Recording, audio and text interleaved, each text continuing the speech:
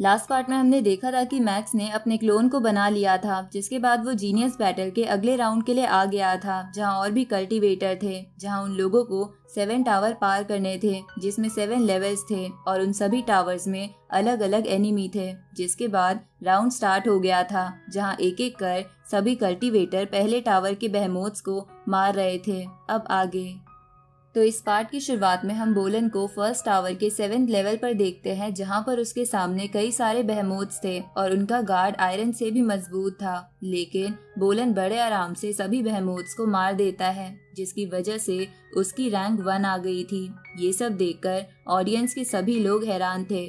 अब बोलन second tower में जाता है, जहां उसका सामना 1,09 हेडेड स्नेक से होता है, लेकिन बोलन उन्हें भी छोटे छोटे पीसेस में काट के मार देता है। अब ऐसे ही बोलन टावर के लेवल्स पार करे जा रहा था, जिसे देखकर ऑडियंस में कई लोग शॉक में आ गए थे और कुछ लोग सोचते हैं कि बोलन ने शुरुआत में ही रैंक 1 ले ली है। ऊपर से ये अकेला है जिसने अभी तक टावर 1 के 7th लेवल को पार किया है। उसी वक्त एक दूसरा ऑडियंस का बंदा बोलता है कि बोलन के पॉइंट्स तो बहुत जल्दी जल्दी बढ़े जा रहे हैं। जो बंदा सेकंड प्लेस पर है वो अभी बोलन से बहुत दूर है। थोड़ी देर बाद वो पहले वाला बंदा कहता है कि अभी भी कुछ कल्टीवेटर्स टावर 2 और 3 में अटके पड़े हैं, पर बोलन तो बहुत आगे निकल चुका है। तब एक लड़की कहती है कि जियानवो किंगडम के रोंगजुन और मैक्स तो बहुत ज्यादा पीछे हैं, जिन्होंने अभी तक बस टावर 2 पार करा है। अब हम फिर से उन कल्टीवेटर्स को लड़ता हुआ देखते हैं। इस तरफ कैंगो मानियो इन वॉरियर्स को मॉनिटर कर रहा था, जहां मॉनिटर करते हुए वो मास्टर जियो जियान से कहता है कि अब की बार के एनिमीज बहुत ज्यादा हैं, जबकि पिछले साल टावर में इतने एनिमीज नहीं हुआ करते थे। इस पे मास्टर जियो जियान कहते हैं कि ह्यूमंस और बाकी क्लैंस के बीच बैटल बढ़ती ही जा रही है और अगर जरा सी भी गलती हुई तो ह्यूमन क्लैन तबाह हो सकता है।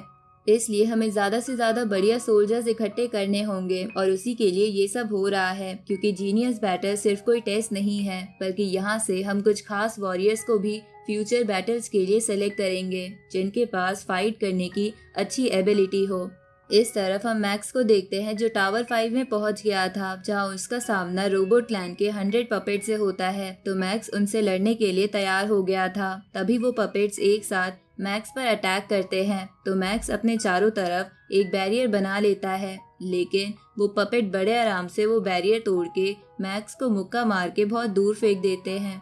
अब मैक्स फिर से खड़ा होके एक पपेट को मुक्का मारने की कोशिश करता है, पर इससे कुछ नहीं होता। उसी वक्त एक दूसरा पपेट मैक्स को दबा के कुचलने की कोशिश करता है, लेकिन मैक्स अपनी स्पिरिचुअल पावर का इस्तेमाल करके उस पपेट के हाथ तोड़ देता है, जिसके बाद वो क्लाउड रन की मदद से उन सबसे लड़ने की कोशिश करता है। इस तरफ हम फैंटम जेलस को देखते हैं, जो 5th टावर पर ही था और रोबोट क्लैन के पपेट से लड़ रहा था। साथ ही बाकी सब भी 5th टावर में ही थे, जहां बोलन तो बड़े आराम से उन पपेट्स को मार रहा था और बाकी कुछ वॉरियर्स को भी उन पपेट्स को मारने में कोई प्रॉब्लम नहीं आ रही थी। लेकिन जैसे जैसे सब कल्टीवेटर 5th टावर के 7th फ्लोर पर आते हैं तो उनका सांस फूलने लगता है। साथ ही उन पपेट्स के अटैक बहुत ज्यादा ताकतवर हो गए थे, जिससे बचने में मैक्स को बहुत तकलीफ हो रही थी, लेकिन वो फिर भी मेटल डोमेन का इस्तेमाल करके उन पपेट्स को हरा देता है, जिसकी वजह से वो अगले टावर में पहुंच गया था। और फिर थोड़ी देर बाद मैक्स 7 टावर में भी आ जाता है, जहां उसे अजीब सी फीलिंग आ रही थी। तभी मैक्स अपने मन में बोलता है कि मुझे इस टावर के एनिमी से डर क्यों लग रहा है, ऐसा मेरे साथ आज तक नहीं हुआ। तभी अनाउंसमेंट होती है कि इस टावर में इंसेक्ट क्लैन का नेस्ट है, जिनसे मैक्स को लड़ना होगा। उसी वक्त मैक्स को उस जगह से अर्थ पर बने एक एंशिएंट सिविलाइजेशन रूइंस जैसी फीलिंग आ रही थी। तो ये फीलिंग आने पर मैक्स सोचता है कि अगर ये इंसेक्ट क्लैन का नेस्ट है तो अर्थ पर इंसेक्ट क्लैन का नेस्ट कहाँ से आ गया। उसी वक्त कई सारे इंसेक्ट्स मैक्स को देखकर एक एक कर आगे आने लगते हैं, जिनमें से कुछ छोटे थे और कुछ बहुत ज्यादा बड़े। अब वो सब इंसेक्ट एक साथ मैक्स पर हमला कर देते हैं, जिनसे बचने के लिए मैक्स अपना गॉडली आर्मामेंट बाहर निकाल लेता है और उनमें से कुछ इंसेक्ट को मार देता है। साथ ही मैक्स अपने क्लोन्स भी बना लेता है, जिसके बाद वो और भी तेजी से उन इंसेक्ट्स को खत्म कर पा रहा था। पर वो इंसेक्ट्स मरने के बाद दूसरी डेड बॉडी से अटैच होकर फिर से जिंदा हो रहे थे। साथ ही वहाँ बहुत ज्यादा इंसेक्ट के एग्स थे, जो लगातार इंसेक्ट प्रोड्यूस करे जा रहे थे। लेकिन मैक्स भी गॉडली आर्मामेंट की नीडल्स का इस्तेमाल करके उन इंसेक्ट्स को मार देता है। तभी कुछ इंसेक्ट कुछ छोटे इंसेक्ट को कंज्यूम करके हाइट में बड़े हो जाते हैं, जिसकी वजह से वो मैक्स की गॉडली आर्मामेंट नीडल्स को भी रोक पा रहे थे। तो ये देखकर मैक्स अपना क्लाउड रटन बाहर निकाल लेता है और उसकी मदद से अपने आप को चारों तरफ से कवर कर लेता है, जिसके बाद वो गॉडली आर्मामेंट के अंदर रहकर ही उन इंसेक्ट्स को मार रहा था। जहाँ ऐसा करते हुए वो सोचता है कि इन इंसेक्ट्स का आईक्यू बहुत कम है, पर ये इंसेक्ट्स एक साथ हमला करते हैं, जिसकी वजह से इनके इतने साथी मारे गए, पर ये फिर भी हार नहीं मान रहे हैं। अब मैक्स अपने गॉडली आर्मामेंट की 3 नीडल को कंबाइन करने लगता है।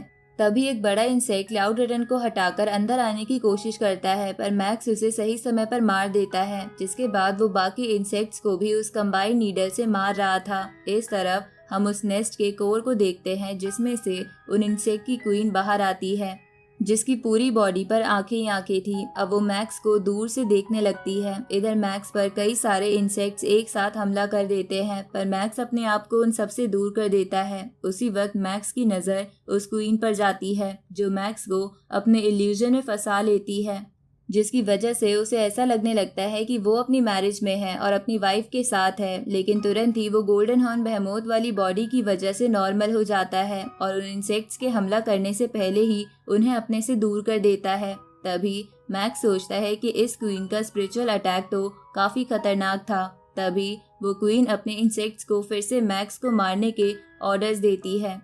इधर मैक्स सोचता है कि इस जगह पर बाहर के सिग्नल्स नहीं आ सकते, जिसकी वजह से मैं बबाता से डायरेक्ट कांटेक्ट नहीं कर सकता और मुझे इसके लिए अपनी क्लोन बॉडी का इस्तेमाल करना होगा, जो मैक्स ने बाहर छोड़ रखी थी। अब मैक्स की क्लोन बॉडी बबाता के पास जाती है और उससे पूछती है कि अर्थ पर एंशिएंट सिविलाइजेशन रूइंस नंबर 31 क्या है।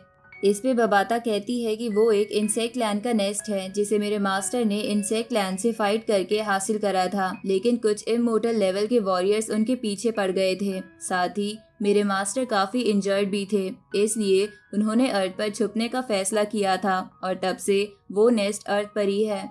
इस पे मैक्स हैरान होते हुए बबाता से कहता है कि अगर वो नेस्ट इमोर्टल लेवल के वॉरियर को भी चाहिए तो नॉलेंसन ने उसे हासिल करने की कोशिश क्यों नहीं की। इस पे बबाता कहती है कि मैंने नॉलेंसन क्लैन वाली एआई का डेटा हैक करा था और मुझे पता चला था कि नॉलेंसन ने एक बार वो रूइंस देखा था, लेकिन वहाँ का खतरा जानकर उसने अपने वॉरियर्स को वहाँ ना जाने के ऑर्डर्स दिए थे। ये सुन के मैक्स कहता है कि जो नॉलेंसन अर्थ के सारे ट्रेजर छीनना चाहता है वो उस रूइंस को कैसे छोड़ सकता है, आखिर उस रूइंस का लेवल क्या है। इस पे बबाता कहती है कि उस नेस्ट का लेवल वर्ल्ड मास्टर लेवल है और जिस नेस्ट से तुम इस वक्त टावर में फाइट कर रहे हो वो अर्थ वाले से बहुत ज्यादा वीक है। इधर मैक्स उन इंसेक्ट से लड़ते हुए सोचता है कि अगर ये इंसेक्ट वीक होने पर भी इतने ज्यादा नंबर में है तो पता नहीं वर्ल्ड मास्टर लेवल का नेस्ट कितना खतरनाक होगा। इस तरफ मैक्स फिर से बबाता से पूछता है कि क्या उस नेस्ट को खत्म करने का कोई तरीका है। इस पे बबाता कहती है कि उसे वर्ल्ड मास्टर लेवल की स्ट्रेंथ से भी नहीं हराया जा सकता, पर फिलहाल वो नेस्ट डीप स्लीप में है, जिसकी वजह से तुम्हें जल्दबाजी नहीं करनी चाहिए। ये सुन के मैक्स सोचता है कि वो नेस्ट तो सच में अर्थ पर रखा एक टाइम बॉम्ब है, इसलिए वो बबाता से पूछता है कि अगर वो इंसेक्ट नेस्ट जाग गया तो क्या होगा। ये सुन के बबाता बताती है कि तुम अभी इंसेक्ट लैंड को ही फेस कर रहे हो, तो खुद ही पता लगाओ कि उन्हें कैसे हराया जा सकता है। इधर हम फिर से मॉनिटर रूम में आते हैं, जहाँ मास्टर जियो जियान कहते हैं कि बोलन 7 टावर के 7th लेवल पर पहुंच गया है और बाकी वॉरियर्स भी उससे ज्यादा पीछे नहीं हैं, लेकिन मैक्स की रैंक एक जगह अटकी हुई है, इसलिए वो कैंगबो मान्यू को इसका रीजन पता करने को कहता है। ये सुन के कैंगबो मान्यू उस लेवल के सिस्टम को चेक करने लगता है, तभी उसे डेटा में कुछ गड़बड़ी लगती है और वो ये बात मास्टर जियो जियान को बता देता है, जिसपे मास्टर जियो जियान कहते हैं कि पता लगाओ आखिर डेटा में दिक्कत कहाँ आ रही है। ये सुन के कैंगबो मान्यू डेटा चेक करने लगता है, तभी उसे सिस्टम में कुछ दिखता है, जिसे वो मास्टर जियो जियान को दिखाते हुए कहता है कि ऐसा डेटा ब्रीच सिर्फ 2 बार पहले हुआ था और दोनों बार उसमें किसी बाहर वाले का हाथ था और इस बार भी मुझे किसी बाहर वाले पर ही शक है।